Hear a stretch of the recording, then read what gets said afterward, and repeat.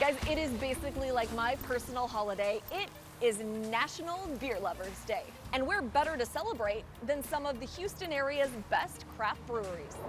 Let's start with a flight of facts in St. Arnold's new beer garden. Not a bad view, huh?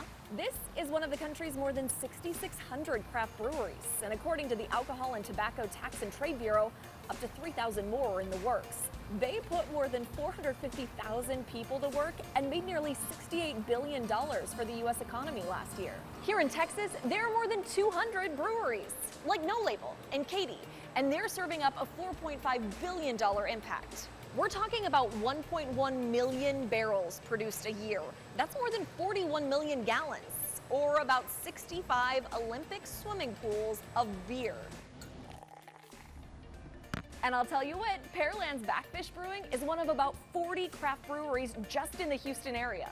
So you have plenty of options to celebrate National Beer Lovers Day responsibly. Cheers.